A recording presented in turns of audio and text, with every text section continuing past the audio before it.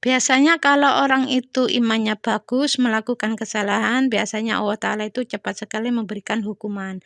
Kalau imannya kurang bagus, biasanya ditunda sampai beberapa bulan, beberapa tahun, bahkan ada yang ditunda sampai mendekati ajal baru diberikan sakitnya langsung meninggal. Ada yang seperti itu. Ada yang modal dari awal dia melakukan kesalahan itu sudah langsung diberi hukuman yang berupa sakit, akhirnya harta bendanya itu sampai habis, ludes dibuat untuk ngobatin dia.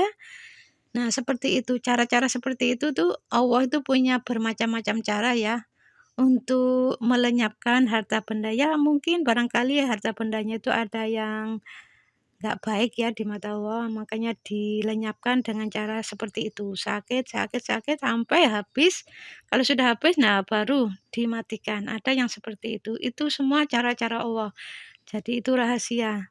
Jadi pokoknya kita kalau melakukan apapun harus lillahi ta'ala, apapun itu, insya Allah nanti mendapatkan keberkahan. Ini ada yang tanya, Bunda, kalau orang sakit disebabkan oleh jin, bagaimana prosesnya? Karena yang sering saya lihat orang-orang yang gampang emosi itu kok gampang sakit ya, sering sambatan, kadang-kadang punggungnya berat, terus pinggangnya sakit, kakinya sakit. Sebenarnya memang hampir banyak penyakit yaitu memang termasuk jin itu menjadi penyebab awalnya. Jadi seperti misalnya batuk ya, batuk ini kan sebenarnya kalau di tes dokter ya nggak langsung ujuk-ujuk orang itu TB, radang, nggak langsung begitu. Jadi orang itu kena TB, kena radang paru itu ya awal mulanya dari batuk yang terus-menerus. Biasanya batuk itu kan 1 minggu kan sudah sembuh ya, ini kok sampai bertahun-tahun ketika di tes medis ternyata ya radang paru ya dokter mengatakan seperti itu. TB itu awalnya dari marah yang sering disimpan. Jadi marah yang disimpan itu ya bisa saja nanti kena stroke atau batuk. Itu yang memilihkan Allah. Nanti orang ini kalau marahnya sering disimpan nanti kena stroke ya atau kena batuk ya itu Allah yang pilihkan. Jadi ya bisa saja menjurus ke stroke atau ke radang paru atau TB. Jadi awalnya memang dari perilaku. Kalau orang itu sudah akil balik, ya akan kena dirinya sendiri ya. Jadi melakukan kesalahan terus kena dirinya sendiri kalau memang nggak punya bayi atau balita. Tapi kalau pas hukumannya itu dijatuhkan oleh Allah, kalau memang orang itu imannya kurang bagus, ya biasanya itu kalau melakukan dosa, iman kurang bagus, melakukan dosa ini nggak langsung kena. Biasanya nunggunya itu sampai beberapa tahun, sampai menikah, kadang-kadang sampai punya balita. Nah, pas jatuhnya hukuman itu, yang berupa sering marah disimpan itu, kena bayinya, kena balitanya, seperti itu. Ya, kalau imannya bagus ya biasanya langsung ketika dia remaja melakukan sering marah dengan orang tua disimpan itu bisa saja langsung kena hukuman. Kalau imannya kurang bagus biasanya ditunda sampai punya bayi, kadang-kadang kena balitanya.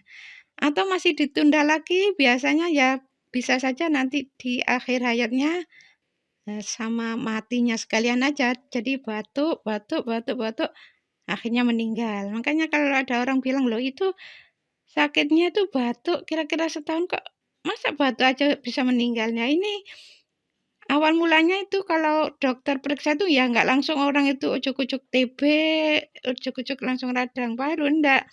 Ya awal mulanya memang dari sering marah yang disimpan, lama-lama jadi kalau dokter itu mengatakan radang paru atau TB ya setelah dites medis seperti itu. Jadi harus dimohonkan ampun di titik itu.